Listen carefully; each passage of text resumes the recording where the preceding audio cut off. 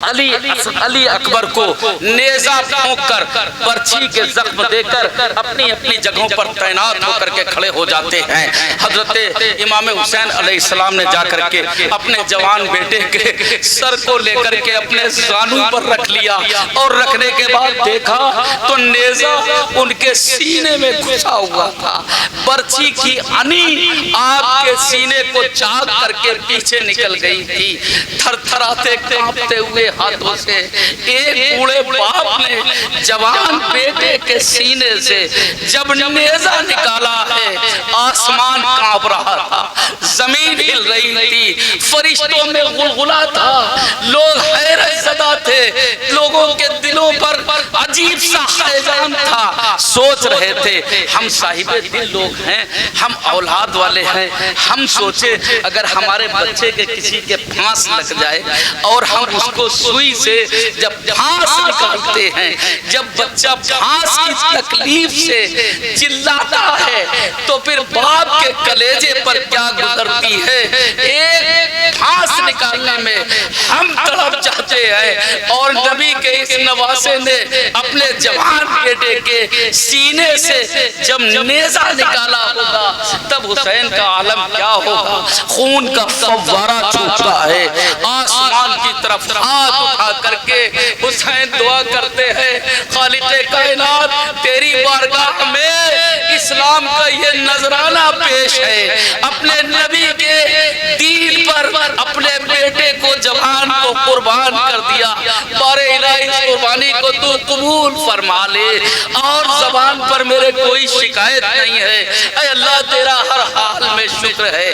हजरत अली अकबर से कहते हैं इमाम हुसैन कि ऐ मेरे बेटे अकबर, तेरा बाप इस करबला के मैदान में भी मुख्तार है, मजबूर नहीं है। किसी तरह से तुम दुनिया से जा रहे हो, तुम्हारी आखिरी ख्वाहिश क्या है? मैं आखिरी ख्वाहिश ये हुसैन हर आखिरी ख्वाहिश को पूरा करने की ताकत रखता है। बताओ ऐ अली अकबर तुम क्या चाहते हो? सबसे पहले आप एक मरतबा रसूल और आले रसूल की बारगाह में दुरूद पाक पेश कीजिए। अल्लाहुम्मा सल्ली अला सय्यदना शफीना मौलाना मुहम्मदिन व अला आले सय्यदना शफीना मौलाना मुहम्मदिन नबील उम्मी व अला आलिहिल मदारिल बदील करीम व इब्निल करीम सलातुम व सलामन अलैका या रसूलुल्लाह।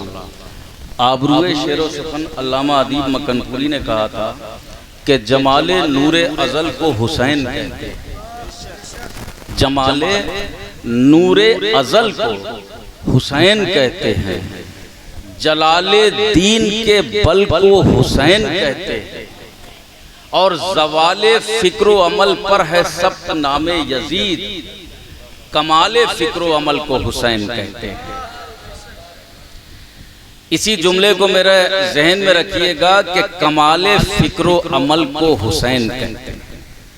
पहली बात तो मेरे जहन में यह है जो मैं बताना चाहूँगा आपको कि और आपकी जहन साजी करना चाहूँगा कि आज सुनी हुई बात को मजबूती से गिरफ्त में रखें और लेकर के जाएं। एक बड़ा अजीब सा अलमिया है, एक अजीब सा माहौल है, जिंदगी में एक हैजान सा, एक इज़्तिराब सा दिखाई देता है। मुहर्रमुल हराम का चांद तुलू हुआ, उम्मत मुस्लिमा को एक मिजाज और पैगाम दे दिया गया कि हुसैन पाक पर ये जुल्म हुआ, करबला में आपके बच्चे शहीद कर दिए गए, आप शहीद कर दिए गए। इतने लोग बैठे हुए हैं, पढ़े लिखे भी हैं, गैर पढ़े लिखे भी हैं। मैं उनसे पूछना चाहता हूँ क्या इमाम हुसैन अलैहिस्सलाम की जिंदगी बस बचपन से लेकर के करबला तक थी? कोई मुझे बताओ। फिर क्यों कुछ नहीं बताते हो हुसैन कि कमाले फिक्रो अमल को हुसैन कहते हैं? ये कोई क्यों नहीं बताता? जहां से जहां तक देखो बड़ा जुल्म हुआ, शहीद कर दिए गए, पानी नहीं मिला, मैं भी तो बताता हूं।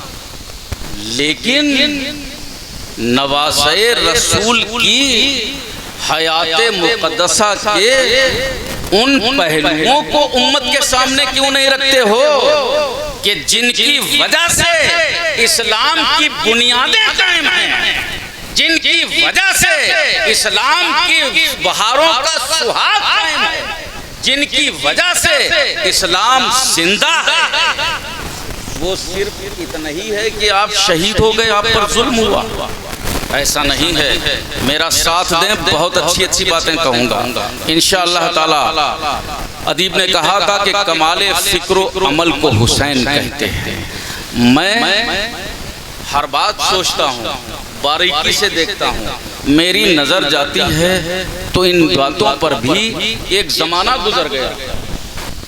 किसी भी कौम में, किसी भी बिरादरी में, किसी भी मजहब में, किसी भी मजहब में, किसी भी दीन में, इस्लाम के चाहे जितने बड़े दुश्मन वो अदियान हों, लेकिन किसी भी मजहब में इमाम हुसैन अलैहिस्सलाम का कोई मुखालिफ और दुश्मन नहीं है।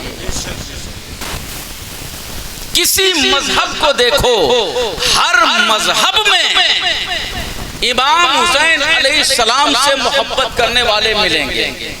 आप ताजिया सजा करके रखो, अहले हुनूद हों, ईसाई हों, यहूदी हों, हर एक ताजिए पर के सामने आकर के नजरो नियाज पेश करेगा और इस बुनियाद पर के ये रसूल पाक के नवासे की याद में मनाएगा। तो जहन में रखिए बात कि किसी भी मजहब में इमाम हुसैन अलैहिस्सलाम से दुश्मनी, अदावत रखने वाले नहीं मिलेंगे और किसी मजहब में यजीद का कोई तरफदार नहीं मिलता। किसी मजहब में क्यों नहीं मिलता है? हर शख्स जानता है कि यजीद दहशतगर्द था, आतंकवादी था, इंसानियत का दुश्मन था। जानते हो तारीख, करबला एक अलग सानेहा, एक अलग अलमिया है। सन 60 हिजरी से सन 64 हिजरी तक तकरीबन 4.5 बरस यजीद बिन माविया ने इस दुनिया में हुकूमत इस्लामी दुनिया पर की। अपनी राजधानी मक्के को नहीं बनाया, मदीने को नहीं बनाया, शाम के शहर दमिश्क को अपनी राजधानी बना करके रखा। मक्के वालों से नफरत, मदीने वालों से नफरत। जब यहाँ के वफ़द जा करके उससे बात करते थे तो उल्टे जवाब दिए जाते थे। तारीख उठा करके देखो, यजीद बिन माविया ने मदीने पर जब चढ़ाई की है, इतने पत्थर फेंके हैं कि गुंबदे खज़रा की सुनहरी जालियों पर निशान पड़ गए थे। जब मक्के पर हमला किया है तो काबे के गिराफ में आग लगवा दी थी, हरम पाक में खोले बंदवा दिए। कभी सुनी है ये तारीख? क्यों मुकर्रिर इसको छुपाते हैं? क्यों इसको नहीं बताते हैं? सहाबी के बेटे हैं, मैं भी तो कहता हूं, कोई सहाबी का बेटा अगर मुनाफिक हो तो क्या वो उसकी परस्तिश की जाएगी? इस चीज को छुपाते हैं, उसके इस जुल्म सितम को छुपाते हैं, उसके इस इतिहास को छुपाते हैं, उसकी इस तारीख को दाब देते हैं। हक़ानियत का गला घोंट करके रख दिया है, सच्चाइयों का सर कुचल करके रख दिया है, दयानतदारी के खिलाफ तकरीरें भी करते हैं और दयानतदारी के खिलाफ तहरीरें भी सामने आती हैं। बताओ कोई क्यों नहीं बताता है कि यजीद ने मक्का मुअज़्ज़मा पर जब हमला किया था, गिलाफ़े काबा में आग लगवा दी थी। हरम में, अल्लाह के हरम में, जहां एक रकअत नमाज का सवाब 1 लाख के बराबर है, वहां यजीद ने घोड़े बंधवा दिए। अपने घर की तारीख नहीं बता रहा हूं, बहुत बड़े बड़े पढ़ने वाले हो, गूगल पे रिसर्च करके देख लो। इसलिए कि आजकल मुफ्तियों से, मौलवियों से बाद में पूछते, जिसे देखो बटन दाबी गूगल वाला सही कह रहा है। अरे गूगल पर तो वही दिखा रहे हैं जो यहूदियों ने लोड कर रखा है, जो उस पे अपलोड है वही तुमको दिखाया जा रहा है। फिर भी ये देख लो, ये तारीख तुमको मिलेगी जो मैं बयान कर रहा हूं। तो याद रखिए, जिस तारीख को हम दोहरा रहे हैं, इस तारीख को दुनिया के दूसरे अदियान ने भी पढ़ा है, दूसरे मज़ाहिब ने भी पढ़ा है। दूसरे मज़ाहिब में कहीं से भी कोई यजीद का तरफदार नहीं मिलता है। ये अजीब अलमिया है कि मुसलमानों में यजीद और यजीदियत के तरफदार आज भी मौजूद हैं। इससे बड़ा अलमिया और क्या होगा? मुसलमानों में यजीद और यजीदियत के तरफदार मौजूद। मेरे अजीजों, हालात बदलते हैं, दुनिया बदलती है, वक्त बदलता है, मिजाज बदलते हैं, लोगों में इस किस्म के पैगामात आम किए जाते हैं कि इनकी जहन साजी इतनी हो कि बस ये सिमट करके रखे। और जब तक कि आप खुद इल्मे दीन से नहीं जुड़ेंगे, अपनी नस्लों को नहीं जोड़ेंगे, तब तक कि आप ये फैसला नहीं कर पाएंगे कि बातिल क्या है और हक क्या है। आजकल देखो, कोई कह रहा जायज, कोई कह रहा ना जायज, कोई कह रहा ये जायज। अरे इन्हीं मसलों में उम्मत को उलझाए हो,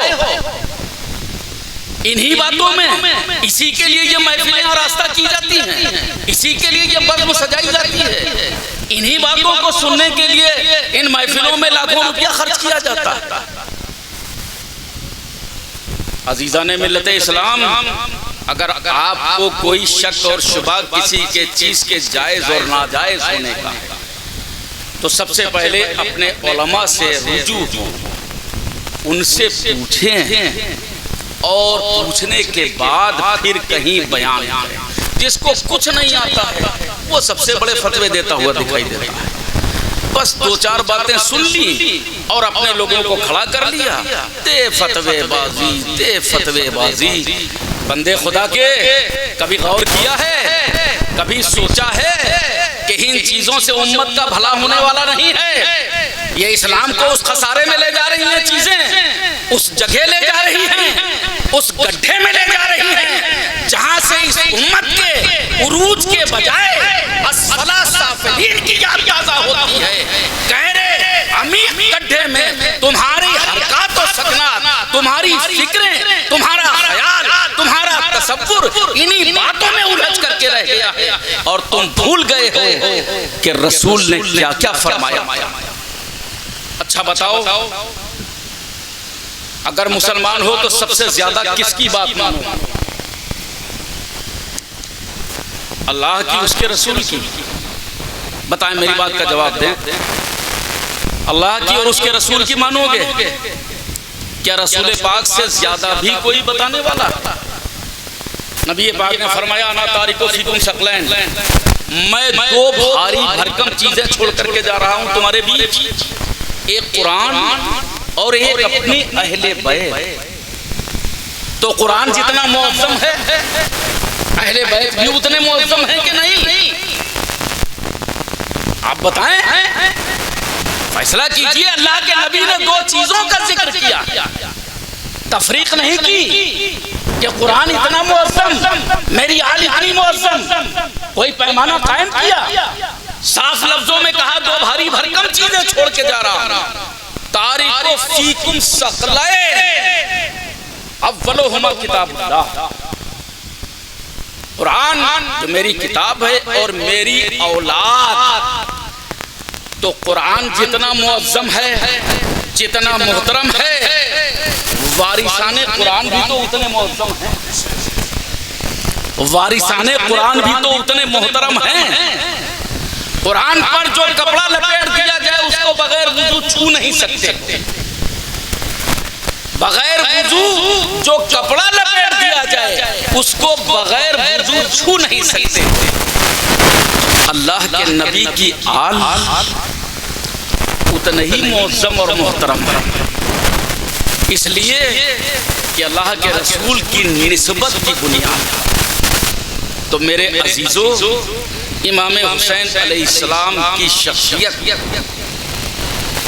मौला हुसैन अलैहिस्सलाम का वक़ार, इनकी अज़मतें सिर्फ इतनी मोहताज नहीं हैं कि आप मजलूम होकर के शहीद हैं। अगर आपकी जिंदगी के वाक़यात को, आपकी हयात तैयबा की करामात को, आपकी जिंदगी के मुक़द्दस से मुक़द्दस तरीन एहकामात को उम्मत के सामने रख दिया जाए तो रसूल पाक की ये उम्मत इमाम हुसैन को छोड़ करके कभी भी किसी तरह से भी अपनी जिंदगी गुजारना गवारा नहीं करेगी। लेकिन मौलाना साहब इन सब चीजों को पीछे छोड़ देते हैं। सिर्फ जायज नाजायज में जो भी आता, ये जायज वो नाजायज, इन चीजों से दूर हटिए। अपने जहन को यकसुई दीजिए, अपना मिजाज बनाइए और मैं बहुत मजबूत बातें बताऊंगा, उनको जहन में महफूज रखिए। सबसे पहले एक बार फिर आले रसूल की बारगाह में दुरूद पाक पढ़िए, जोर से पढ़िए, मैं समझ सकूं कि आप बेदार हैं।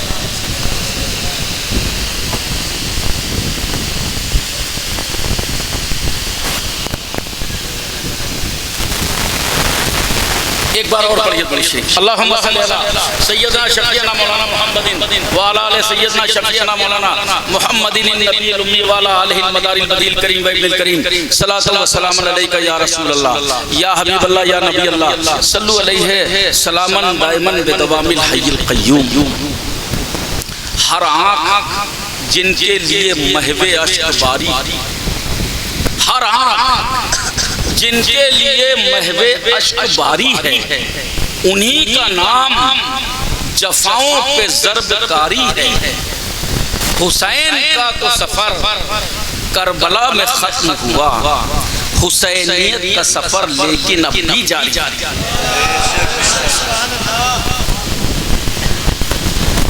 तवज्जो सबकी। हर आँख जिनके लिए महवे अश्क बारी है, उन्हीं का नाम जफाओं पे ज़र्बकारी है। हुसैन का तो सफर करबला में खत्म हुआ, हुसैनियत का सफर लेकिन अब भी जारी। ये सफर सुबह क़यामत तक रुकेगा नहीं। सीनों में धड़कने वाला हर दिल अगर मोमिन का है तो उसके दिल की हर धड़कन से या हुसैन की आवाज आए। अगर ईमान वाले हो तो ज़हनो फिक्र के हर गोशे में हुसैन की मोहब्बत जलवा घर नजर आए। आँख वाले हो तो हुसैन का नूर, उनका जलवा आँखों में सुरमा बनकर के मौजूद रहे। जिसने अपनी जिंदगी को इस तरह से बना दिया, वही हुसैन वाला है, वही अली वाला है, वही रसूल वाला है और वही अल्लाह को प्यारा है। हुसैनियत का सफर लेकिन अब भी जारी है और ये हुसैनियत का सफर जारी रहना है। जिस दिन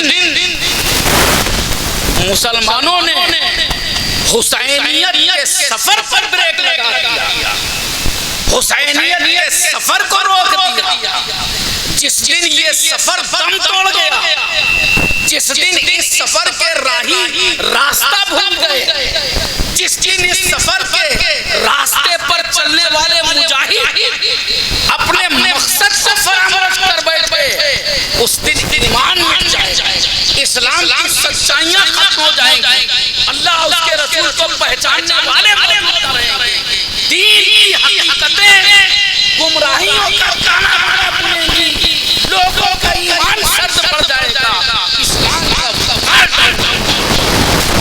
कि कौन से मुल्ला जी सही हैं और कौन से गलत हैं, इसमें इम्तियाज पैदा करने के लिए आपको इल्मे दीन सीखना होगा।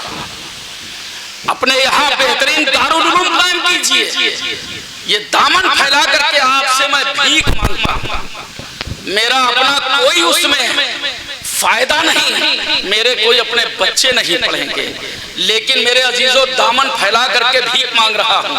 मैंने डॉक्टर सैयद मरगूब आलम साहब किबला से रज़ी अल्लाह ताला अन्हु से हाथ जोड़ करके अर्ज किया था कि हुजूर मुजाहिद आज़म हिंद गुमदापुर एक ऐसी सरजमीन है जहां पर हम ये समझते हैं कि एक बेहतरीन दारुल उलूम कायम हो, अतराफ जवानी के बच्चे आकर के वहां रहें, इल्मे दीन सीखें और जाकर के सारे मुल्क हिंदुस्तान में ये बताएं कि सच्चाई क्या है, हुसैनियत क्या है, मदारियत क्या है, औलिया अल्लाह की खिदमत क्या है, उनकी अजमतें क्या है, औलिया का वकार क्या है, औले रसूल से मोहब्बत क्या है, दीन क्या है, दीन की सच्चाई क्या है। उनकी जिंदगी ने वफा नहीं की जिसका सदमा उम्र भर रहेगा, लेकिन मैंने उनसे कई मर्तबा हाथ जोड़े कि हुजूर अपना कीमती वक्त निकाल कर आप एक दारुल उलूम बनवा दीजिए। अजीज़ान मिल्लत इस्लाम, चिराग से चिराग जलते हैं। मुजाहिद आज़म हिंद शेर बेशे मदारियत, आप सबकी शक्ल में इतने चिराग जला गए हैं, अगर आप चाहेंगे तो ये अंधेरा दूर हो जाएगा। ये उलमा की इतनी बड़ी जमात जो आपके दयार में है, ये खिदमत करने के लिए आपका मुंह तक रहे। आप आगे बढ़ें, हिम्मत करें, हौसला रखें। मेरी जरूरत हो मुझे आवाज दें, मैं आपके पास दौड़ा चला आऊंगा, लेकिन एक बेहतरीन मदरसे का कयाम इस आबादी में होना चाहिए। क्या हम उम्मीद रखें? लोग हाथ उठा सकते हैं, बताएं मेरे हाथ पर लब्बैक कह करके, क्या आप ऐसा अमल करेंगे? यकीन माने जिस दिन आपने अपने मदरसे में पढ़ने वाले तलबा की जमात पैदा कर दी, यहाँ से ऐसा अब्र उठेगा, रूहानियत का ऐसा बादल उठेगा, सच्चाइयों का की ऐसी बिजली चमकेगी, हक़ानियत का ऐसी गरज पैदा होगी जो सारे हिंदुस्तान के बातिल ताकतों और अंधेरों को हिला करके यही हुसैनियत का हक अदा होगा। ताज़िये में पैसे खर्च होते हैं, अल्लाह तबारक व तआला आपको हौसला दे। मिलादों में मुशायरों में पैसे खर्च होते हैं, अल्लाह इससे ज्यादा आपको हौसला दे। एक ये भी काम करके देख लीजिए, देखिए आपकी आने वाली नस्लें इस चीज की मोहताज नहीं होंगी कि वो जा करके कहीं किसी से पूछे कि क्या जायज क्या नाजायज। आपके हर घर में जब एक आलिम होगा तो सारे इलाके के लोग आपकी दहलीज पर दस्तक देंगे, आकर के पूछेंगे कि अपने बेटे को जो मौलाना है उसको बुलाओ जरा, मेरा ये मसला। मेरे अजीजों, तैयारी कीजिए, जहां मेरी जरूरत हो हम आपके साथ खड़े हैं, हम तैयार हैं। इक्तिसादी तौर पर भी अगर चाहें आप तो जिस लायक हैं, इकोनॉमिकल पोजीशन मेरी जिस लायक है मैं उसके लिए भी आपके साथ हूं, लेकिन ये कदम आप उठाएं। दुरूद पाक पढ़ ले, मैं अपनी बात को शुरू करूं।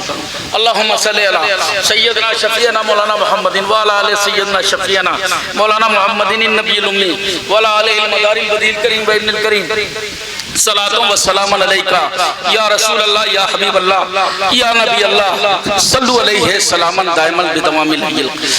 आपको भी बता दें, ये हमारे उलमाए इकराम भी बैठे हैं। तकरीर का मेरी महासल समझ लीजिए कि सिर्फ इतना ही मत ज़हनों में रखो कि करबला में मजलूम शहीद हो गए, हुसैन की जिंदगी इतनी नहीं। एक बड़ा मौलाना, थोड़ी देर सुनो फिर मैं चला जाऊंगा और थोड़ा मेरा साथ दो। अब्दुल्ला इब्ने उमर, सुनिए मौलाना लोग सब लोग, अब्दुल्ला इब्ने उमर, बड़ा मजबूत गोशा बता रहा हूं, सबके जहन में रहना चाहिए। अब्दुल्ला इब्ने उमर इमाम हुसैन अलैहिस्सलाम की उम्र के बिल्कुल बराबर थे। समझ लीजिए, तारीख देख लेना। अब्दुल्ला इब्ने अब्बास तकरीबन हुसैन पाक की उम्र के बराबर थे। इस तरह से अहादीस के रावियों में बहुत से ऐसे रावी हैं जिनकी उम्रें अगर आप सर्च करके तलाश करें तो इमाम हुसैन अलैहिस्सलाम की उम्र के बराबर होंगी। मैंने बहुत तहकीक की है, मेरी बात को गौर से सुने। अगर आप तहकीक करें बहुत से रावी, लेकिन अब्दुल्ला इब्ने उमर से तो तमाम हदीसें मरवी हैं, हुसैन से कोई हदीस नहीं सुनाई देती। कमाल तो देखो, कहीं तो कुछ गड़बड़ है। मुझे नहीं कोई समझा पाएगा मौलवी, कहीं तो कुछ गड़बड़ है। अगर नहीं है तो फिर हदीसों की किताबों में ये क्यों नहीं आता है कि हुसैन बिन अली ने ये बताया? और जिसने रसूल के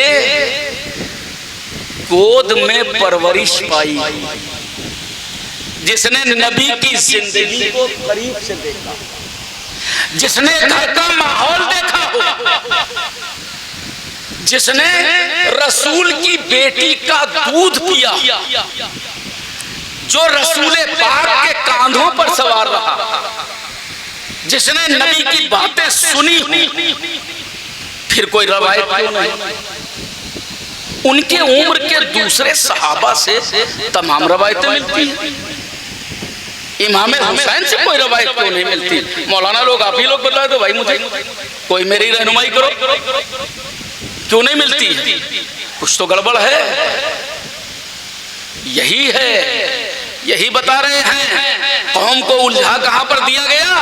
यहां पर उलझा दिया गया कि इमाम मजलूम करबला में शहीद हो गए, यही पर फैसला करके उलझा दिया गया, बाकी कुछ ना बताया गया।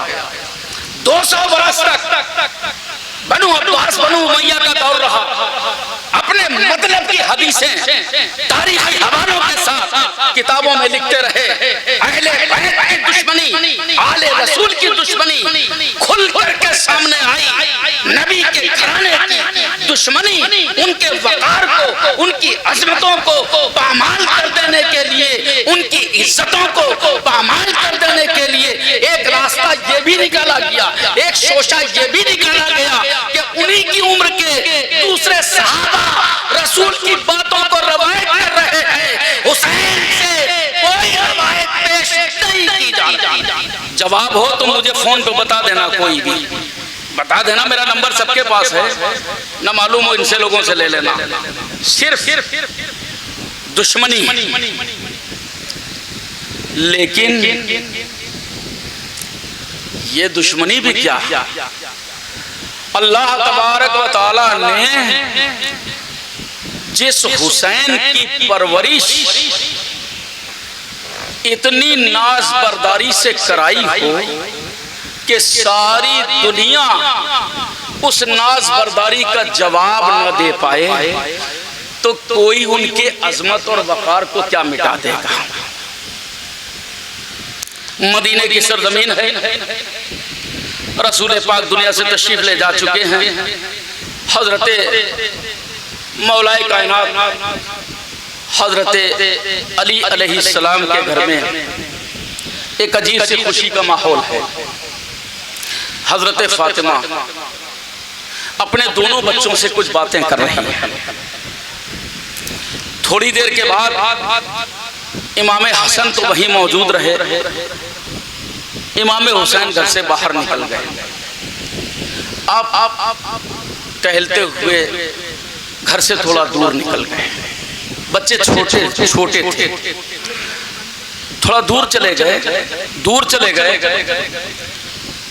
इतना ज्यादा थक गए। तारीख में लिखा है कि एक जगह बड़ी तपिश थी जमीन में, मगर वहीं बैठ गए। थकान से बैठा ना गया, लेट गए। इतनी तपती हुई जमीन पर हुसैन लेट गए। तारीख में लिखा हुआ है कि कुछ आंखें झपकने लगी, कुछ आपको नींद सी आ गई। हजरत फातिमा परेशान, हैरान, इतना हैरान और परेशान है कि अपने बेटे हुसैन को ना देख करके कभी दरवाजे तक दौड़ती हुई आती है, कभी अंदर चली जाती है। माँ का कलेजा फरते मोहब्बत से इस कदर कांप रहा था। एक मौरिख ने लिखा है कि बेचैनी के आलम में 72 मरतबा दरवाजे तक आई। 72 का बड़ा साथ है करबला से। लिखा कि बेचैन होकर के 72 मरतबा आई, दरवाजे तक आती थी, फिर घर के अंदर। इसलिए कि इफ़्फ़त व इस्मत की मलिका, तक़द्दुस व तहारत की मलिका, कोई उनका ये शेवा नहीं था, गैरत गवारा नहीं करती थी कि घर के बाहर पैर निकाल सके। लेकिन बेटे के गुम हो जाने से परेशान थी। थोड़ी देर के बाद इमाम हसन को बुलाया, जाओ देखो हुसैन कहाँ। हजरत इमाम हसन भी ढूंढ करके चले, मौला घर पर नहीं है, परेशान है हजरत फातिमा। थोड़ी देर के बाद देखा कि अली तशरीफ ले आए, बेहाल परेशान। कभी अपने घरों को देखा आपने, कोई बच्चा इधर उधर हो जाए, बाप घर में ना हो, माँ की बेचैनी का आलम क्या होता है। जैसे ही बाप आए घर में तो माँ किस दर्जा तड़प करके कहती है, जाओ जल्दी देखो बेटा कहाँ चला गया। यही हाल हजरत फातिमा का था।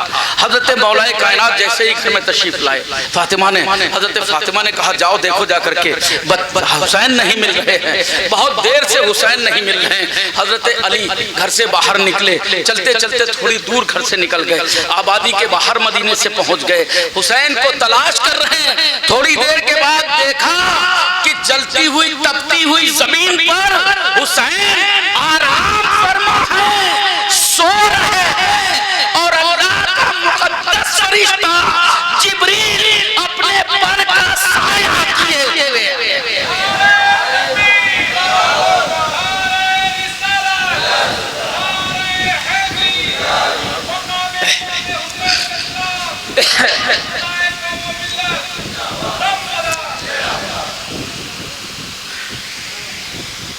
पर का साया किए छोटे से इमाम हुसैन। अल्लाह तबारक व तआला की रहमत को जोश आया। हजरत इमाम हुसैन अलैहिस्सलाम चूंकि जमीन पर लेट गए थे, जिब्रील को उसी वक्त भेजा कि जाओ और जा करके देखो, ऐसा ना हो कि जमीन की तपिश मेरे महबूब के नवासे को कहीं तकलीफ पहुंचाते।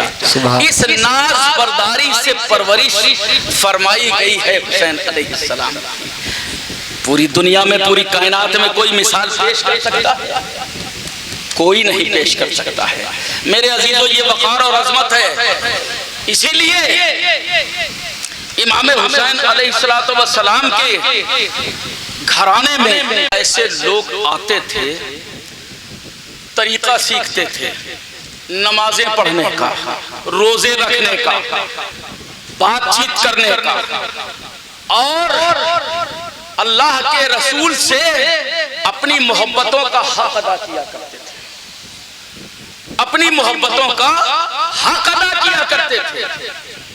अल्लाह के रसूल से मोहब्बतें और दूर दराज फैल जाते थे इस्लाम की तबलीग के लिए। नबी दुनिया से तशरीफ ले गए, बहुत दूर से एक शख्स आया। आने के बाद में सहाबा इकराम से पूछता फिरा सबसे, बहुत गौर से सुनिए। रसूल पाक दुनिया से तशरीफ ले गए, एक शख्स आया।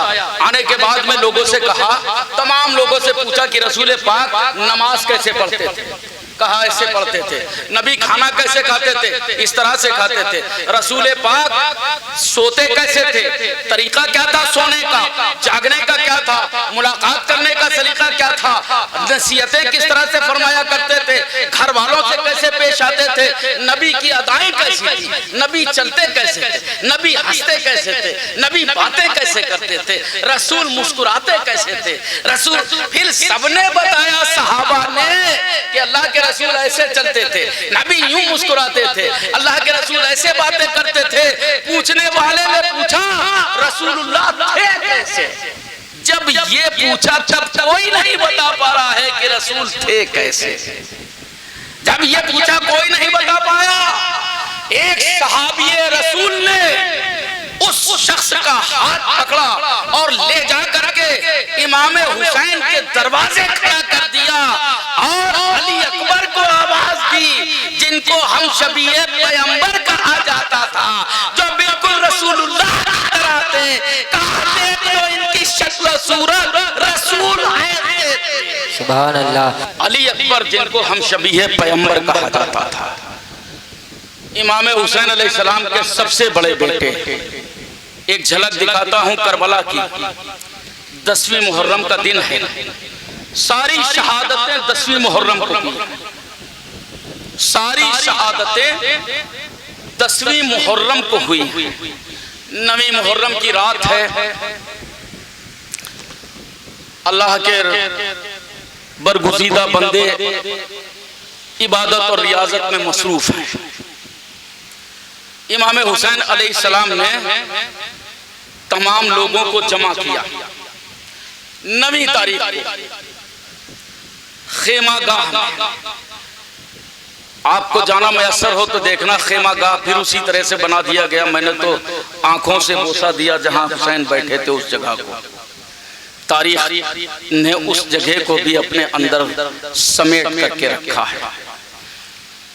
9वीं मुहर्रम को रात की तारीकी में इमाम हुसैन अलैहिस्सलाम ने अपने साथियों को जमा किया। जमा करने के बाद जिस महफिल में सब बैठे हुए थे, आपने चराग बुझा दिया। चराग बुझा दिया ताकि कोई भी सूरत देखकर किसी में मुरब्बत और मोहब्बत पैदा हो। नबी के इस नवासे ने कहा कि मैंने चराग गुल कर दिया, अंधेरा हो गया है, ताकि तुम मेरा चेहरा देख करके मेरी मोहब्बत में ना आ जाओ। तुम में से जो जाना चाहे वो वापस चला जाए, वो वापस चला जाए। यजीद को मुझसे दुश्मनी है। कल का सूरज जब निकलेगा, अहले बैत के साथ जुल्म सितम के पहाड़ तोड़े जाएंगे। इन चंद नुफूसे कुर्सिया के सामने यजीदी लश्कर की तलवारें होंगी। हम में जहां तक हिम्मत है, हम यजीदियत का सर कुचलने के लिए उनके सामने रहेंगे, आगे रहेंगे, झुकना गवारा नहीं करेंगे, शहीद होना गवारा कर लेंगे।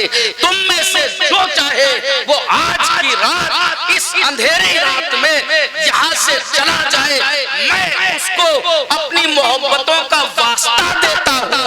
मैं हर तरह से उसके लिए अपनी मोहब्बतों का हर फर्ज माफ करता हूँ और उसके साथ सुबह क़यामत में भी खड़ा रहूंगा। उन लोगों ने कहा, सब खामोश बैठे रहे। जब चराग जलाया गया तो कोई टस से मत। ये है हुसैनियत, ये है हुसैनी किरदार, ये है हुसैन से मोहब्बत। अरे अगर अल्लाह और उसके रसूल से मोहब्बत है, अहले बैत से मोहब्बत है, तो जिंदगी की सारी आशाएं, जिंदगी की तमाम तर मोहब्बतें उस मोहब्बत पर कुर्बान कर दो। इसी का नाम दीन है, इसी का नाम इस्लाम। जानते हो, एक छोटा सा वाकया बता करके फिर करबला दिखाते हैं कि क्या हुआ था। छोटा सा वाकया बता करके, अल्लाह के रसूल सल्लल्लाहु अलैहि वसल्लम के जमाने में एक शख्स था जिसका नाम था मुसैलमा, और उसे कज़्ज़ाब कहा जाता है। कज़्ज़ाब क्यों कहा जाता? सबसे बड़ा झूठा उसे कज़्ज़ाब कहते, सबसे बड़ा झूठा। क्यों कहा जाता उसे? उसने रसूल पाक को एक खत लिखा, रसूल पाक को एक खत लिखा कि 40,000 की फौज मेरे पास है, तो आप मुझसे मुआहिदा कर लीजिए। आधे अरब के आप नबी, आधे अरब के हम नबी, या ऐसा कर लीजिए कि आपके दुनिया से जाने के बाद हम नबी, या ऐसा कोई मुझसे वादा कर लीजिए कि शहर के आप नबी, देहात के हम नबी। अल्लाह के रसूल ने उसको लिखा, मुसैलमा कज़्ज़ाब, तू झूठा। लेकिन जानते हो, जब ये लफ्ज कज़्ज़ाब लिखा बड़े बड़े सहाबा मौजूद थे। अल्लाह के रसूल ने पूछा ये खत उसके पास कौन ले जाएगा? तो ऐसे ही हमारी तुम्हारी तरह चुप बैठ गए। जब लड़ने की बात सच्चाई की आती है तो मुंह घुमाए इधर उधर हो लेते हैं। बहुत से थे बैठे। एक सहाबी रसूल हबीब बिन ज़ैद जल्दी से आगे बढ़े। उन्होंने कहा खत मैं ले जाऊंगा। साहबा ने कहा इतनी जल्दी क्यों कर रहे हो? बोले को रुक जाओ, ऐसा ना हो कि ये इतना बड़ा काम किसी और के सुपुर्द कर दिया जाए। हबीब बिन ज़ैद ने वो खत लिया, लेकर के उसके दरबार में पहुंच गए और ले जा करके उसको दिया। उसने अपने वजीर से पढ़वाया कि देखो इसमें क्या लिखा है। उसमें लिखा था मुसैलमा कज़्ज़ाब, कि तू झूठा है। अब वो पास में खड़ा हुआ, जब मीर मुंशी उसका पढ़ रहा था तो उसने जोर से पढ़ दिया। बादशाह खुद पढ़ता या वो मुसैलमा तो धीरे से पढ़ लेता। उसने जोर से पढ़ा, इसमें कज़्ज़ाब लिखा, तुम्हें झूठा लिखा है। मोहम्मद रसूलुल्लाह ने कहा अच्छा मुझे झूठा लिखा। उससे कहने लगा हबीब बिन ज़ैद से, देखो पीछे मेरे कितने लोगों की तलवारें, पीछे मुड़ करके देखो, तुमको जान से मार देने का तुम्हारा इंतजार कर रही है। हबीब बिन ज़ैद ने कहा मैं जब घर से चला था मैंने अपने बच्चों को पीछे मुड़ करके नहीं देखा। उनमें बहुत से तो ऐसे हैं जो ठीक से चल नहीं पाते हैं, बहुत से ऐसे हैं जो दूध पीने के बराबर हैं। मैंने उन 12 बच्चों को पीछे मुड़ करके उनके मुस्तकबिल का ख्याल नहीं किया था। रसूल की एक आवाज पर मैं यहाँ आ गया। तारीख बताती है एक शख्स ने ऐसी तलवार मारी कि हबीब बिन ज़ैद का सर धड़ से जुदा हो गया। रसूल पाक ने मदीने में बैठ करके सहाबा से कहा था कि मेरा हबीब शहीद हो गया। इतना बड़ा इनाम। सच्चाई का साथ देना सीखो, सच बोलना सीखो, सच्चाई का साथ देना सीखो। रसूल से अगर मोहब्बत है, आले रसूल से मोहब्बत है, हुसैन से मोहब्बत है, तो ये जायज नाजायज के चक्करों को छोड़ो। हुसैन के लिए जानो दिल कुर्बान कर दो, नमाजें भी पढ़ो, रोजे भी रखो, लंगर लुटाओ, नियाज करो, जलसे करो, तमाम बातें करो, जिक्र अज़कार की महफिलें करो और अपनी जिंदगी को कुर्बान कर देने के लिए तैयार हो। ये है हुसैनिया। और अगर ये नहीं तो हुसैनी तो नहीं हो पाओगे। करबला में जब जब जब जब हजरत इमाम हुसैन अलैहिस्सलाम ने कहा तुम में से जो जाना चाहे वो चला जाए, कोई नहीं गया। जब कोई नहीं गया, आपने अपने उन्हीं बड़े साहिबजादे जिनको हम शबीहे पैगंबर कहा जाता है उनको अपने पास बुलाया और बुलाने के बाद में कहा कि जाओ अली अकबर जाकर के देखो जो कल जिस जगह जंग लड़ी जाएगी उस मैदान का मंजर कैसा है, वहाँ के हालात कैसे, कैसी उनकी तैयारियां हैं, यजीदी फौज के पास असलाह कितना है, उनकी तरफ से जंगजू कितने हैं, उनके पास सवार कितने हैं, उनके पास तलवारें कितनी हैं, हम पर वो किधर से हमला करेंगे। हजरत अली अकबर मैदान जंग का जायजा लेने के लिए खेमे से निकलते हैं। इमाम हुसैन अलैहिस्सलाम बैठे हुए हैं, आप खेमे से बाहर चले आते हैं। रात की तारीकी में यजीदी फौज का जायजा ले रहे हैं, लश्कर का जायजा ले रहे हैं। दरियाए फुरात, नहरे फुरात का किनारा है। वापस आप खैमे गाह में तशरीफ ले आते हैं। थोड़ी देर के बाद इमाम हुसैन अलैहिस्सलाम पूछते हैं कि अय मेरे बेटे अली अकबर, बताओ कि तुमने क्या देखा, कल क्या माहौल होगा, किस तरफ से वो हम पर हमला आवर होंगे। हजरत अली अकबर हम शबीहे पैगंबर कहते हैं कि बाबा जान हम ये तो नहीं समझ पाए कि दुश्मनों की ताकत कितनी है, दुश्मनों की फौज कितनी है, मुझको वहां कुछ दिखाई ही नहीं दिया। हाँ, एक चीज जरूर, रात के उस अंधेरे में जो मैंने देखी वो अजीब सी थी। मैंने देखा है कि एक ज़ईफा, एक बूढ़ी औरत झुकी हुई उस जमीन को अपने दुपट्टे से साफ कर रही, दुपट्टे से साफ कर रही है। मौला हुसैन अलैहिस्सलाम कहते हैं मेरे बेटे अली अकबर, वो ज़ईफा कोई और नहीं मेरी माँ फातिमा है, जो ये जानती है कि कल इसी जगह पर मेरा लाडला शहीद किया जाएगा। तो घोड़े से गिरने पर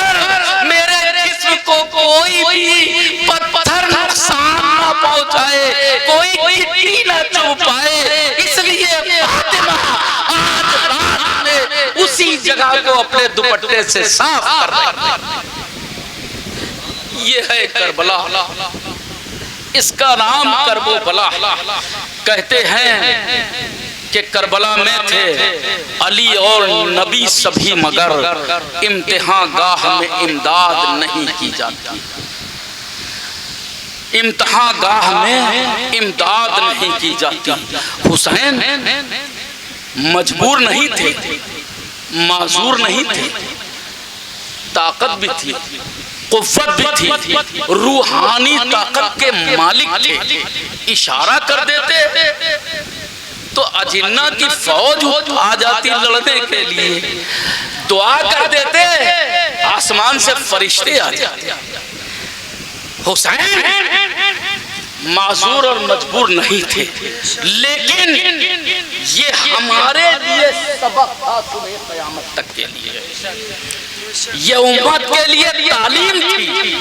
अगर हुसैन मदद लेते जिन्ना से, फरिश्तों से, तो हम में से कौन ऐसा था जो कभी ऐसा वक्त दीन पर पड़ता, उसके लिए कौन सी गैबी मदद आ सकती थी। हमारे अमाल इस लायक नहीं, इसलिए तालीम उम्मत के लिए, सुबह क़यामत तक के लिए हुसैन ने ये पैगाम, ये मैसेज दिया कि मजबूर ना होते हुए, मुख्तार होते हुए अपनी मुख्तारी को बरुए कार नहीं लाए।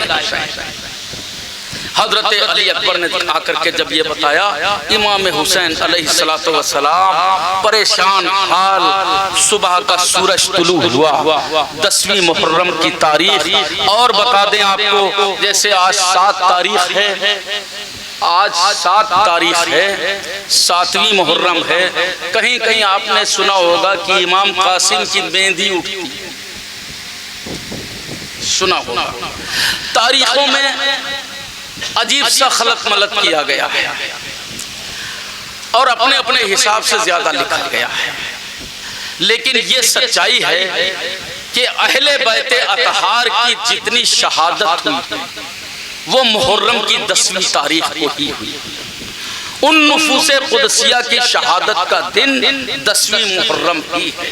हजरत इमाम मुस्लिम और उनके दोनों शहजादों को अगर छोड़ दें तो अहले बैत अतहार के जितने फूल थे उनको 10वीं तारीख को ही मुरझाते देखा गया। 10वीं मुहर्रम की तारीख को इमाम हुसैन अलैहिस्सलाम को जब यजीदी फौज के लोग आवाज दे रहे थे, यजीदी फौज के लोग जब आवाज दे रहे थे, अंसारे हुसैनी जानिसाराने हुसैन एक एक करके शहीद हो रहे थे, तब इमाम हुसैन अलैहिस्सलाम ने जब अपनी बहन हजरत ज़ैनब से कहा कि ऐ बहन, अब हुसैन को रन में जाने का वक्त आ गया है, मेरे वालिद मौलाए कायनात की जुल्फ़िकार हैदरी को मेरे हाथ में दो, मेरे नाना रसूल पाक का अमामा दो, मैं अपने सर पे रखूं, इमाम हसन की सिरा दो, जिसको पहनकर मैं रन में जाने के लिए तैयार हो रहा हूं। तारीख बताती है इतना सुनना था कि खेमों में कोहराम समझ गया, खैमों में एक कोहराम समझ गया, बच्चे बूढ़े रोने लगे, सैदानियां चीखने और चिल्लाने लगी, लोग अपना सर पीटने और सीना कूबी करने लगे और ये आवाजें आने लगी कि मेरे सल्तनत के अमीर किश्वर, तुम मुझको इस बेबयान बेआबो गया जमीन पर किसके सहारे पर छोड़ के जा रहे हो? ऐ हुसैन, अगर तुम भी चले गए तो तुम्हारे बाद हरम की इन शहजादियों का क्या होगा? इनको देखने वाला कौन होगा? इनकी नाज बर्दारियां करने वाला कौन होगा? मगर इमाम हुसैन कहते हैं कि तुमको नहीं मालूम, अल्लाह के नबी की दीन को बचाने के लिए, कुरान की अजमतों के तहफ्फुज़ के लिए, इस्लाम के तहफ्फुज़ के लिए हुसैन की कुर्बानी ही सबसे बड़ी नेमत होगी। सुबह क़यामत तक हुसैन के खून का एक कतरा इस्लाम की बहारों को ऐसी जिंदगी अता कर देगा कि कभी भी ये गुलशन मुरझाएगा। इतनी बात हुई थी तो देखा कि सबसे बड़े साहिबजादे अली अकबर पाँव में लिपटे हुए, तारीख में लिखा पाँव में लिपटे हुए। बाबा जान, जिसका जवान बेटा मौजूद हो उसका बूढ़ा बाप लड़ने के लिए तलवार उठाए। अरे अकबर के बाजुओं में जब तक ताकत है, जब तक के अकबर की जिस्म में जवानी है, जब तक के अकबर के जिस्म में खून का एक कतरा भी है, वो अपने बूढ़े बाप को रन में नहीं जाने देगा। मुझे इजाजत दो बाबा जान, मुझे जाने की इजाजत दी जाए। हजरत इमाम हुसैन अलैहिस्सलाम ने जब हजरत अली अकबर की ये बात सुनी है तो बाप का कलेजा था, तड़प करके रह गए। औलाद वाले हो सब, सोचो और गौर करो कि किसी का जवान बेटा शहादत के लिए इजाजत तलब कर रहा हो, क्या बाप के दिल पे गुजरेगी, क्या गुजरेगी कुव्वते फिदरी। और मसला ये है कि एक बाप अपने जवान बेटे को कटने के लिए, ज़िबा होने के लिए इजाजत दे दे, इससे बड़ा अलमिया और क्या हो सकता है। लेकिन हजरत अली अकबर थे कि इजाजत तलब कर रहे थे कि मुझको इजाजत दे दी जाए।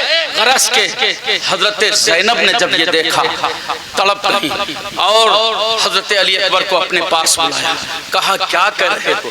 कहा पुप्पी जान, मुझको जाने की इजाजत नहीं मिल रही है, बाबा जान बुढ़ापे में खुद जाना चाहते हैं, आप उनसे सिफारिश कर दीजिए, मुझको रन में जाने की इजाजत दे दी जाए। हजरत ज़ैनब ने आकर के कहा भैया ये समझ लो कि बच्चों को इसी दिन के लिए पाल के बड़ा किया जाता है, औलाद को इसी दिन के लिए परवरिश किया जाता है कि अगर माँ बाप पर कोई वक्त आए तो उसकी औलाद उसके काम आए। आज वो वक्त आ गया है मेरे भैया कि जब तुम्हारी औलाद तुम्हारे काम आना चाहती है तो इसको रन में जाने से ना रोको। अरे हुसैन, इनको रन में जाने की इजाजत दे दो। तारीख में लिखा हुआ है हजरत अली अकबर जब खेमे से बाहर निकले हैं, बहुत दूर तक इमाम हुसैन उनके पीछे पीछे चलते थे, बहुत दूर तक उनके पीछे चले हैं। अली अकबर ने मुड़ के देखा, कहा बाबा जान आप मेरे पीछे क्यों आ रहे हैं। हजरत इमाम हुसैन ने कहा एक बार और उस चेहरे का दीदार कर ले जो चेहरा मेरे नाना रसूलुल्लाह की याद दिलाता, उस चेहरे को एक बार और देख ले जिस चेहरे को देखकर अपने नाना के चेहरे को हम याद कर लिया करते थे। तारीख बताती है थोड़ी दूर पर जाने के बाद में हजरत हुसैन जब पलटे हैं तो आपकी आंसुओं से आंसू के धारे बह रहे थे। खेमे में लौट करके आए के दरवाजे पर खड़े हो जाते हैं, खेमे के अंदर नहीं जाते हैं। यजीदी फौज के तमाम बड़े बड़े पहलवानों को इस नौजवान ने, हुसैन पाक के इस राज दुलारे ने अपनी तलवार से न जाने कितने यजीदियों को मौत के घाट उतार दिया था। जिधर से गुजर जाता ये शहजादा मैदान साफ हो जाता था। जुल्फिकार हैदरी जिधर चमक जाती थी उधर लाशें बिछ जाती थी। खेमे के खेमे खाली होते दिखा रहे थे, मगर एक तन्हा हजारों से कब तक लड़ता। आखिरकार पीछे से आकर के कुछ लोगों ने हमला किया। जैसे ही हमला किया सामने से एक बर्छी ला करके अली अकबर के सीने में घोंप दी जाती है। आप जैसे ही अपने घोड़े से नीचे गिरे हैं, इमाम हुसैन खेमे से देख रहे थे। अजीजान मोहतरम मुअर्रिखीन लिखते हैं इमाम पाक तड़प जाते हैं, बेहाल हो जाते हैं, दौड़ते हुए जाते हैं, हालात का जायजा लेते हैं। देखा तो यजीदी फौज के तमाम लोग अली अकबर को नेजा फूंक कर बर्छी के जख्म देकर अपनी अपनी जगहों पर तैनात होकर के खड़े हो जाते हैं। हजरत इमाम हुसैन अलैहिस्सलाम ने जाकर के अपने जवान बेटे के सर को लेकर के अपने जानू पर रख लिया और रखने के बाद देखा तो नेजा उनके सीने में घुसा हुआ था। बर्छी की अनी आपके सीने को चाक करके पीछे निकल गई थी। थरथराते कांपते हुए हाथों से एक बूढ़े बाप ने जवान बेटे के सीने से जब नेजा निकाला है, आसमान कांप रहा था, जमीन हिल रही थी, फरिश्तों में गुलगुला था, लोग हैरत ज़दा थे, लोगों के दिलों पर अजीब सा हैजान था। सोच रहे थे हम साहिबे दिल लोग हैं, हम औलाद वाले हैं, हम सोचे अगर हमारे बच्चे के किसी के फांस लग जाए और हम उसको सुई से जब फांस निकालते हैं, जब बच्चा फांस की तकलीफ से चिल्लाता है तो फिर बाप के कलेजे पर क्या गुजरती है। एक फांस निकालने में हम तड़प जाते हैं और नबी के इस नवासे ने अपने जवान बेटे के सीने से जब नेज़ा निकाला होगा तब हुसैन का आलम क्या होगा। खून का फव्वारा छूटता है, आसमान की तरफ हाथ उठा करके हुसैन दुआ करते हैं, खालिक़े कायनात तेरी बारगाह में इस्लाम का ये नजराना पेश है। अपने नबी के दीन पर अपने बेटे को जवान को कुर्बान कर दिया, बारे इलाही इस कुर्बानी को तू कबूल फरमा ले और जबान पर मेरे कोई शिकायत नहीं है। ऐ अल्लाह तेरा हर हाल में शुक्र है। हजरत अली अकबर से कहते हैं इमाम हुसैन कि ऐ मेरे बेटे अकबर, तेरा बाप इस करबला के मैदान में भी मुख्तार है, मजबूर नहीं है। किसी तरह से तुम दुनिया से जा रहे हो, तुम्हारी आखिरी ख्वाहिश क्या है? मैं आखिरी ख्वाहिश ये हुसैन हर आखिरी ख्वाहिश को पूरा करने की ताकत रखता है। बताओ ऐ अली अकबर तुम क्या चाहते? पूछा था हुसैन ने। रूहानी ताकत का बादशाह, मादी ताकत का मालिक, जिसकी ठोकरों में सारी कायनात थी, अपने जवान बेटे से कह रहा मैं तुम्हारी आखिरी ख्वाहिश को पूरा करूंगा। बताओ तुम्हारी आखिरी ख्वाहिश क्या है? अली अकबर कहते हैं बाबा जान, मेरी आखिरी ख्वाहिश कुछ अब चाहने की नहीं है। तुम्हारा ये बेटा अब दुनिया से जा रहा है और जाकर के नबी की बारगाह में ये शिकायत जरूर करेगा कि तेरी या रसूल अल्लाह, तुम्हारी उम्मत के लोगों ने देखो मुझको किस हाल में तुम्हारे पास भेजा है, ये शिकायत लेकर जा रहे। हाँ, एक तड़प और थी, एक तमन्ना ये थी कि जब मदीने से चले थे तो अपनी बहन सुगरा से कहा था वापस आकर के मदीने में तुमसे मिलेंगे। अपने छोटे भाई असगर से कहा था वापस तुमको मदीने ले चलेंगे। लेकिन ये सब कुछ ख्वाहिशें दम तोड़ रही हैं, ये तमन्नाएं इनका गला तोड़ दिया गया है, हर आरज़ू का खून कर दिया गया है। ये तमन्नाएं मेरी दिल में रह गई हैं। हजरत इमाम हुसैन अलैहिस्सलाम ने कहा ऐ मेरे बेटे अली अकबर, तुम्हारी इस ख्वाहिश को मैं पूरा करता हूँ। तारीख बताती है इमाम हुसैन ने अपनी दो उंगलियों को इस तरह से ऊपर उठा दिया था और कहा देखो अली अकबर इसमें क्या दिखाई दे रहा है। मुहर्रिखीन लिखते हैं कि उसमें मदीने की गलियां दिखाई दे रही थी, गुंबदे खजरा दिखाई दे रहा था, सुनहरी जालियां नजर आ रही थी, मदीने की गलियां दिखाई दे रही थी और अली अकबर को अपना घर दिखाई दे रहा था, अपनी बहन सुगरा।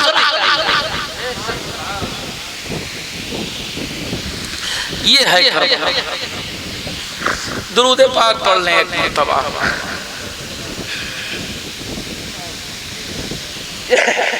नारे तकबीर, नारे रिसालत, नारे हैदरी, नारे हैदरी, दमदार दमदार, मसलके इमाम आज़म, मसलके इमाम आज़म, जिक्र शहीद आज़म, जिक्र शहीद आज़म, सादात मकनपुर शरीफ, सादात मकनपुर शरीफ। नारे तकबीर, नारे रिसालत, नारे हैदरी, दमदार दमदार मसलके इमाम आज़म, मसलके इमाम आज़म, मसलके इमाम आज़म, जिक्र शहीद आज़म, जिक्र शहीद आज़म, अज़मत ताज़ियादारी, अज़मत ताज़ियादारी, नारे तकबीर, नारे रिसालत।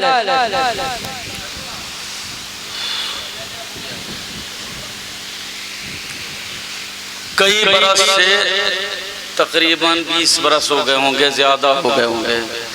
मकनपुर शरीफ में जब ताज़िए ठंडे हो जाते हैं दरगाह शरीफ में तो ईशा के बाद एक प्रोग्राम होता है जिसे शाम गरीबा कहते हैं। मुझे याद है 18-20 बरस से केवल मेरी तकरीर होती है और कुछ नहीं होता, पढ़ना लिखना कुछ नहीं, कुछ भी नहीं, बस सिर्फ एक रुकू पढ़ा गया कुरान पाक, उसके बाद सिर्फ मेरी तकरीर होती है। हमें लगता है इस लायक नहीं रहेंगे इसीलिए जाते नहीं कहीं साथ। बाजा इतना खींच रहा है मेरी आवाज़ को, थोड़ा पानी पिलाओ मुझको तो मैं अपनी बात का थोड़ी देर और 2-4 मिनट, फिर इंशाल्लाह फिर कभी ज़िंदगी रखी। इसलिए कि 11 तारीख को आगरा बोलना है, 12 को जो है भिंड और 10 तारीख को मक्कनपुर। कैसे बोल पाएंगे, बड़ा दिक्कत हो जाती है। भाजा अच्छा लाया कीजिए ताकि आवाज़ ना निकाले, इसका ये नहीं अच्छा है। ला रहे भैया, अरे इतना प्यासा रखोगे बिल्कुल हमारे, ये तो असली मुहर्रम वाला काम है। बिस्मिल्लाह।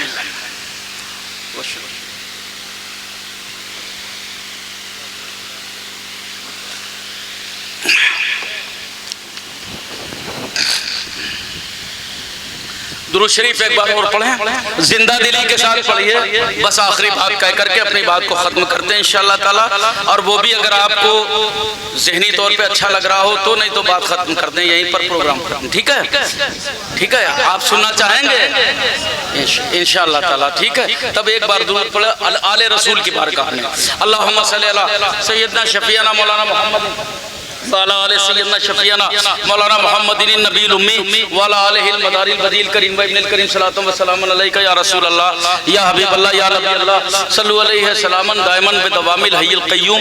मैं कई मरतबा अबरूए शेर सुखन क्या 4 मिसरे पढ़ता हूँ। उन्होंने कहा था कि बेड़ियाँ हैं और पाँव हैं, बेड़ियाँ हैं और पाँव हैं, नए नवा का एक गाँव है। बेड़ियाँ हैं और पाँव है, नैनवा बाउंस कर रहा है। नहीं समझ में आया। पहले करबला नहीं था, करबला नहीं था। मैंने एक बहुत बड़ा मजमून लिखा है अपने रिसाले में, उसको पढ़ूंगा, अपना सफ़रनामा, जिसमें नैनवा और हैरा और जो भी उसके नाम थे। बाबुल एक हुकूमत थी, जब बाबुल की हुकूमत ख़त्म हुई तो वो खित्ते अर्ज़ी कई हिस्सों में बट गई। एक नैनवा, उसी को करबला कहा गया। अगर मरसियों में कभी सुना करो तो पूछ लिया करो, शायर साहब जो पढ़ रहे हो उनसे रोक के पूछ लो ये नैनवा क्या है, नहीं तो बाउंस करे तो फायदा क्या। नैनवा का एक गांव है यानी करबला। जो नैनवा था उसी को करबला कहते हैं। कहते हैं बेड़ियां हैं और पाँव है, नैनवा का एक गांव है। मकसदे हुसैन को समझ, करबला तो धूप छाँव। तो हमको अपनी जिंदगी में मेरे अजीजों इतना तो बदलाव लाना होगा कि हुसैन का मकसद क्या था। मकसद हुसैन को समझ, करबला तो धूप छाँव है। जिसने हुसैन से मोहब्बत की, जिसने आले रसूल से मोहब्बत की, और मोहब्बत फितरी हो, दिल से हो, दिल के तकाज़ों के साथ हो, तब तो देखो कितना मज़ा आता है। आप आले रसूल का वास्ता दें।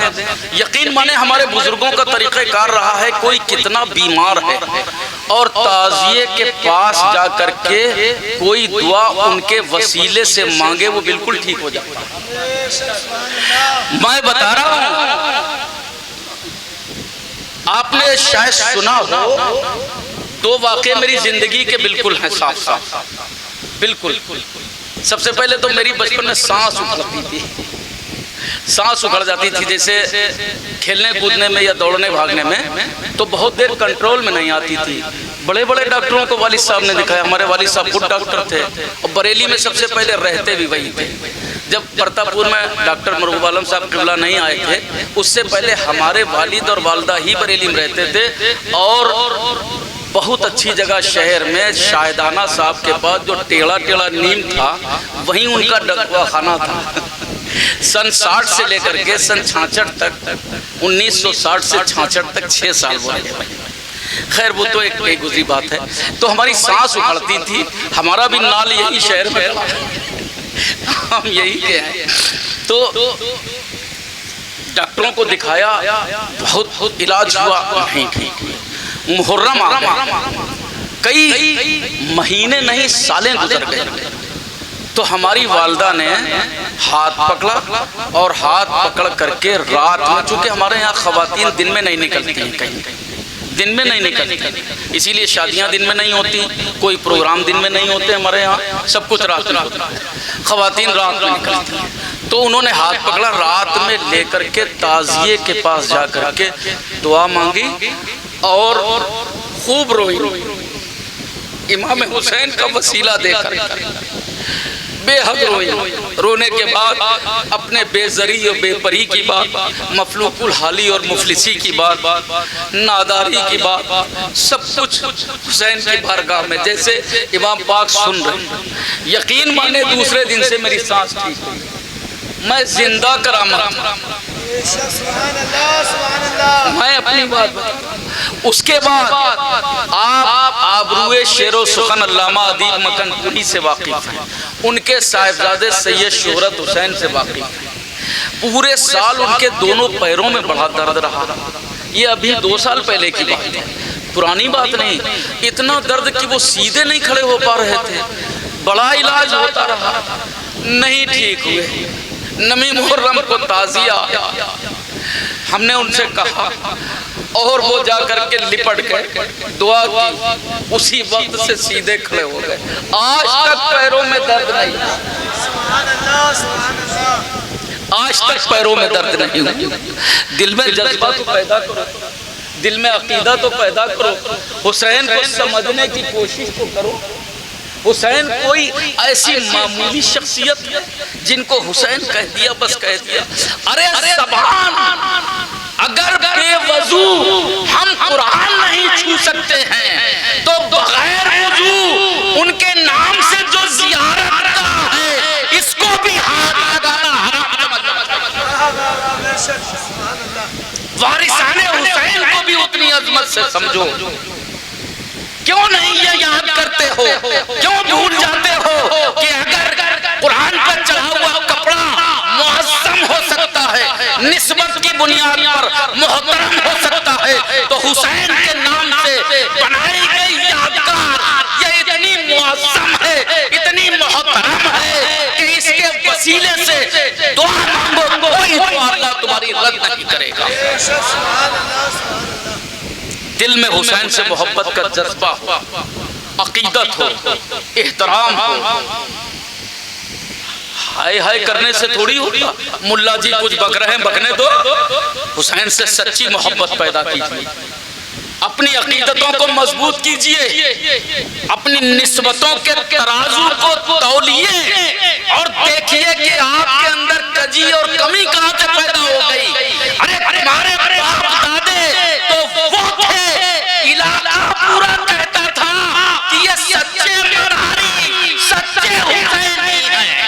आखिरकार ये तुम्हारा खून कैसे सर्द पड़ गया, तुम्हारी निस्बतें कैसे कमजोर पड़ गई, तुम्हारा जज्बा कैसे सर्द हो गया, मैं ये समझ नहीं पा रहा। अपने आबा अजदाद के तरीकों को याद करो, उनके जज्बात को याद रखो, उनके रास्तों को याद रखो। हमने दुनिया को दिया है, गुमदापुर से लोगों ने अकीदतों को सीखा है, गुमदापुर से लोगों ने हुसैनी जज्बा हासिल किया है, गुमदापुर से लोगों ने, पूरे इलाके ने ताज़ियेदारी की अजमतों को समझा है। तो तुम्हारे जज्बात इतनी जल्दी ठंडे कैसे पड़ गए? कहीं जाकर के चंद बातें सीखाओ, दुबई जाकर के, अमेरिका जाए के, कनाडा जाए के, अफ्रीका जाए करके हबश चले जाओ, वेस्ट इंडीज, अफ्रीका जाकर के सीखोगे तो दिल भी काला होएगा और कभी नहीं रुकेगा। और जिसने हुसैनियत के सफर में साथ चलने के लिए तैयार रहा जो, वो कभी नाकाम नहीं होगा। दुरूद पाक पढ़े इनकी बारगाह में आले रसूल की। अल्लाहुम्मा सल्ली अला सैयदना शफीना मौलाना मोहम्मदिन वाला आले सैयदना शफीना मौलाना मोहम्मदिन नबील उम्मी वाला आले मदारिल बदील करीम व इब्नुल करीम सलातुम व सलामुन अलैका या रसूल अल्लाह या हबीब अल्लाह या नबी अल्लाह सल्लु अलैहि सलामन दायमन बितमामिल हय्युल क़य्यूम। शाम गरीबा की एक बात बता करके अपनी बात को ख़त्म कर रहे हैं, क्योंकि मैंने बताया मकनपुर शरीफ में शाम गरीबा में मुझे तकरीर करना होती है। और ये भी बता दें सिर्फ मेरी तकरीर ही होती है, बस पूरा प्रोग्राम इतना ही होता कि बस मेरी तकरीर हुई और शाम गरीबा कहते किसी क्यों कहते हैं? गरीब के माने गरीब नहीं होता, गरीब के लफ्जी माना है परदेसी के, गरीब के लफ्जी माना है परदेसी के। और वो रात अहले हरम के लिए परदेश में इतनी गरा थी कि सारी कायनात को ईमान की दौलत बांटने वाले, ईमान का नूर बांटने वाले, ईमान का शऊर बांटने वाले, ईमान का सदीका बांटने वाले जिस घराने ने उम्मत को दीन की दौलत दी हो, उसी घराने के लिए परदेश की वो रात इतनी तंग रात थी, इतनी गहरी रात थी, इतनी सदमे वाली रात थी, इतनी भयानक रात थी कि कदम कदम पर आहें, सिसकियां, रोने की आवाजें, आंसू के कतरात, लंबी लंबी सांसें, दिल के तेज तेज धड़कने की सदाएं, एक दूसरे से चिपट चिपट कर अपनों को याद करना और अपने अमीरे ईश्वर को तलाश करना, अपनों को आंखें ढूंढती फिरती थी। वो रात अहले हरम पे इतनी गरा थी, इतनी परेशान कुन रात थी कि कायनात में किसी परिवार ने ऐसी रात नहीं देखी। गौर कीजिए, एक मिट्टी हमारे घरों में हो जाए, हम इंसान हैं, फितरी तकाजा देखो, एक लाश किसी के घर में रात में रखी हो, पूरा कुनबा, पूरा खानदान किस दर्जा बेचैन रहता है। क्या हाल हुआ होगा हरम की उन शहजादियों का, क्या हाल हुआ होगा उन मस्तूरात का जिन्होंने कभी घर के बाहर खुले हुए आसमान को न देखा, सूरज ने कभी उनके सरों को न देखा, चांद की चांदनी ने उनके नंगे बालों को न देखा, जिनके जज्बातों एहसासात अल्लाह और उसके रसूल की याद में जिनकी जिंदगी गुजर रही हो, क्या हाल हुआ होगा करबला की उस सरजमीन पर अशरे की उस रात, मुहर्रम की 10वीं रात को, जब बागे रिसालत के एक एक फूल को, एक एक कली को यजीदी फौज ने मसल करके रख दिया। मेरे अजीजों, हालात अजीब से अजीब तर थे। हजरत ज़ैनब इमाम हुसैन अलैहिस्सलाम की बहन सबसे ज्यादा परेशान इस वजह से कि भैया के बाद अब उस लुटे हुए काफिले का अगर कोई हामी और मददगार था तो वो सिर्फ हजरत ज़ैनब। किसी मौके पर इनके किरदार के बारे में बहुत कुछ बताएंगे इंशाअल्लाह ताला, लेकिन शाम गरीबा की वो रात की एक झलक जो मेरी आंखों के सामने आज तक है। मुझको तो ऐसा लगता है जब मैं करबला में था, एक एक पल रात में मैं सोता नहीं और सिर्फ यही सोचता रहता था कि ये वही जमीन। अपने होटल से निकलकर इमाम हुसैन अलैहिस्सलाम के मज़ार अनवर के सामने खड़े होकर के सिर्फ मैं आंसू बहा करके यही सोचता रहता था कभी खेमा गाह पोछ करके, कभी उनके आस्थाने के पास आकर। ये वही सरजमीन है कि जहाँ पर रसूल पाक के घर वालों ने मुहर्रम के अशरे की रात को तन्हाई के आलम में कैसे गुजारा होगा, क्या हालात होंगे, हरम की उन शहजादियों पर क्या गुजरी होगी। सबसे बड़ी बात ये देखो कि जिस काफिले का काफिला सालार न रहा, उसको ढारस बनाने वाला कौन, उसको हिम्मत देने वाला कौन, उनको हौसला देने वाला कौन था। आने वाला सूरज, सुबह निकलने वाला सूरज, आने वाला वक्त क्या पैगाम लेकर के आएगा ये कोई नहीं जानता था। मगर रात के अंधेरों में, रात की तारीकी में अहले हरम की शहजादियां अपनों को ढूंढती फिरती थी। उन्हीं में एक छोटी सी बच्ची थी जिसका नाम सकीना था। कभी वो खेमे में अपनी फूफी के पास आकर के अपने भाई से लिपट जाती थी, कभी बीमार भाई आबिदे बीमार जिन्हें सैयदुस साजिदीन कहा जाता है, हजरत इमाम ज़ैनुल आबिदीन से आकर के लिपटती। हाथ रखा तो देखा कि बहुत शिद्दत का बुखार है, पाँव दाबने लगी, छोटे छोटे नन्हे नन्हे हाथों से पाँव दाबते ही ख्याल आया, कहा कि ए भैया, अरे आबिदे बीमार, अरे इमाम ज़ैनुल आबिदीन सैयदुस साजिदीन, आपके तो पैरों में दर्द हो रहा है, फूफी जान के तो कलेजे में दर्द हो रहा है। समझ में नहीं आ रहा है कि उनको किस लफ्जों में ढारस बंधाई जाए।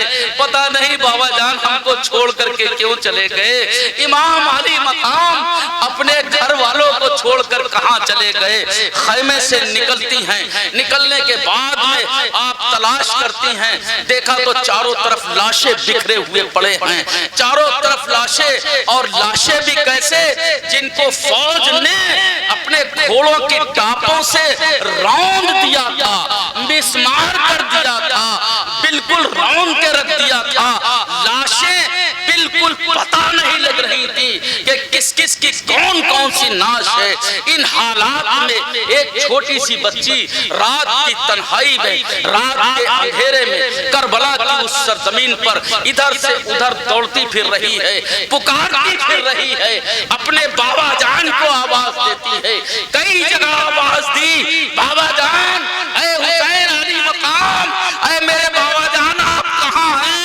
एक नाशे मुबारक से आवाज आई, ऐ मेरी बेटी सकीना तुम इधर चली आओ, मैं यहाँ हूँ, तुम इधर चली आओ, तुम मेरे पास चली आओ। हजरत सकीना दौड़ती हुई, छोटे छोटे कदमों से दौड़ती हुई उस नाशे मुबारक के पास पहुँचती हैं जहाँ से आवाज आ रही थी। आप पहुँची, पहुँचने के बाद में देखा तो इमाम हुसैन अली मकाम की भी नाशे मुबारक को घोड़ों से रौंद दिया गया था। आपने अपने बाबा जान के जिस्म मुबारक के जिस्म के हर हिस्से को बोसा देना शुरू किया, हाथ चूमे, पाँव चूमे, जिस तरह से जिस्म का जो हिस्सा बाकी था उस पे अपने लबों से हजरत सकीना बोसा दे रही थी। बोसा देने के बाद अर्ज करने लगी है, बाबा जान आप हमको रात की इस तन्हाई में कहाँ छोड़ करके चले गए। आपने ये भी नहीं सोचा कि आपके जाने के बाद ये आपकी बेटी किसके पास सोएगी, रात में तन्हाई में ये रात के वक्त किसके पास गुजारेगी। अरे सकीना तो आपके पास ही सोती थी, इसको आप ही के पास नींद आती थी, अब ये कहाँ किस तरह से इसको नींद आएगी। बाबा जान नाशे हुसैन से आवाज आई, ऐ मेरी बेटी सकीना आज से तरतीब बदल रही है, आज से मिजाज बदल रहा है, आज से दौर बदल रहा है, आज से जमाना बदल रहा है, आज से तरतीब उलट जाएगी। तुम्हारा छोटा भाई असगर जो अपनी माँ के पास सोता था वो मेरे पहलू में सोएगा, और तुम जो मेरे पास सोती थी तुम अपनी माँ के पास सोया था। ये नाशे हुसैन से आवाज आई। हजरत सकीना ने इतना सुनना था कि बेहोश होकर के गिर पड़ी। हजरत ज़ैनब ने जब बच्ची को तलाश करना शुरू किया तो दौड़ती हुई आई तो देखा कि नाशे मुबारक से चिपट करके हजरत सकीना रोते रोते बेहोश हो गई हैं, उनको ले जा करके खेमे में दौड़ भाग की, इधर गई उधर गई। बेहोश बच्ची को होश में लाने के लिए कभी हवा झलती थी, कभी हाथ से, कभी दुपट्टे से अपने लोगों से कहा, शहरबानों से बोली कि ऐ मेरी भवत, दौड़ के जाओ, कहीं से जल्दी से पानी लाओ और इस बच्ची के ऊपर छिड़को, इसको 2 घूंट पिलाओ, ये होश में तो आ जाए। फिर अपने सर को पीट लिया कि पानी तो अहले हरम पर 3 दिन से बंद किया जा चुका है, पानी का वजूद कहाँ है। ऐसे माहौल में इस्लाम की तबलीग, इस्लाम की तरवीज और इशाअत का जो पीड़ा उठाया ज़ैनब ने, उसको करबला से लेकर दमिश्क तक, दमिश्क से लेकर मदीने तक सारी दुनिया को बताया कि हुसैन को किस तरह से, किस जुल्म और सितम के साथ शहीद किया गया है नबी के नवासे को, और यही बता करके इस्लाम को जिंदा किया, ईमान को जावेद किया, इस्लाम को जिंदा व जावेद बना दिया। मेरे अजीजों, इमाम हुसैन अलैहिस्सलाम से सच्ची और पक्की मोहब्बत हमको करने का सलीका सीखना है और दुआएं करना है। इनके सामने, इन ज़ियारत गाहों के सामने दुआ करो, अल्लाह तुम्हारी दुआओं को कबूल फरमाए। परवरदिगार आलम हमें और आप सबको कहने और सुनने से ज्यादा अमल करने की तौफीक अता फरमाए। वमा तौफीकी इल्ला बिल्लाह व आखिरु दवाना अनिल हम्दुलिल्लाहि रब्बिल आलमीन।